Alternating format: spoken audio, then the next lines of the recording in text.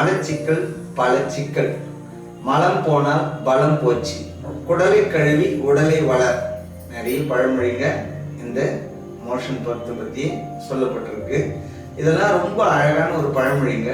இந்த மலச்சிக்கலால் அவதிப்படாத மனுஷன் வாழ்நாளில் கிடையாது. அதுவும் இன்னைக்கு ஒவ்வொரு மனுஷனையும் தொத்திக்கிட்டு இருக்கிற ஒரு பெரிய பிரச்சனை தான் மலச்சிக்கல். மலச்சிக்கல் பல சிக்கல்னு முன்னாடி சொன்னோம். ஏன்னா இந்த மலச்சிக்கல் மூலமா தான் பல வியாதிகள், அது தீராத தலைவலி, சளி பிரச்சனை, வாயு பிரச்சனை, அதாவது ரொம்ப முத்தி போனா ஸ்ட்ரோக் அட்டாக்கு எல்லாமே இந்த மலச்சிக்கலால வருங்க. அந்த மலச்சிக்கலை நாம போக்கிக்கிட்டு வாழணுன்றதுக்காக எவ்வளோ முயற்சி பண்ணாலும் ஒவ்வொருத்தரும் ஒவ்வொரு வகையில அது இயற்கை முறையில இருந்தாலும் சரி, மருந்துகள் எடுத்துக்கிட்ட நிலையிலும் சரி, கண்டிப்பா அவங்க தீர்வு காண முடியாது. ஏன்னா ஒவ்வொருத்தரும் என்ன பண்றோம், மலச்சிக்கலுக்கு ஒரு மாத்திரை உபயோகிக்கிறோம், விளக்கெண்ணெய் குடிக்கிறோம், இப்படிலாம் பல வகையில் நம்ம முயற்சி செய்தாலும் இந்த மலச்சிக்கல் நம்மளை விட்டு பாடம் இல்லை அப்படின்னு கேட்குறீங்களா? அதுக்கான ஒரு சின்ன டிப்ஸ் கொடுக்குறேன். நீங்க இதை வாழ்க்கையில பின்பற்றி பாருங்க. கண்டிப்பா உங்க வாழ்க்கையில மலச்சிக்கல் வரவே வராது. ஓகே, ஒன்றும் இல்லைங்க, டைமுக்கு சாப்பிடணும். அந்த டைம் என்ன டைம் அதுதாங்க நம்ம புரிஞ்சிக்க வேண்டியது.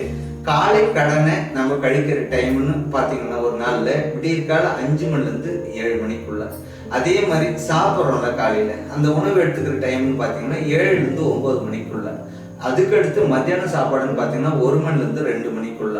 இந்த மத்தியான சாப்பாட்டில் கட்டாயமாக நீர்ச்சத்து உள்ள ஒரு காய்கறியோ அல்லது மோரோ அதிகமாக நம்ம சேர்த்துக்கூடியவங்களா இருக்கணும்.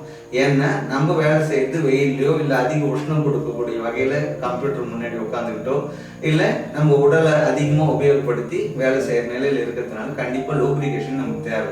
அதனால நீர்ச்சத்து உள்ள காய்கறிங்க, மோர், பழங்கள், அதுக்கடுத்து சாப்பிட்டு முடிஞ்சு ஒரு 1/2 ஹவருக்கு அப்புறம் அதுக்கடுத்து நைட்டு.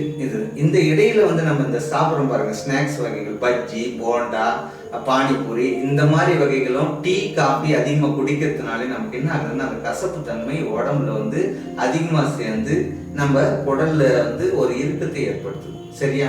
அதனால இதெல்லாம் தவிர்த்துட்டு நைட் சாப்பாடும் கொஞ்சம் நல்ல ஒரு லகுவான சாப்பாடை நம்ம சாப்பிடும் போது விடியற்கால கண்டிப்பா தூங்கி எழுந்துருவோம்.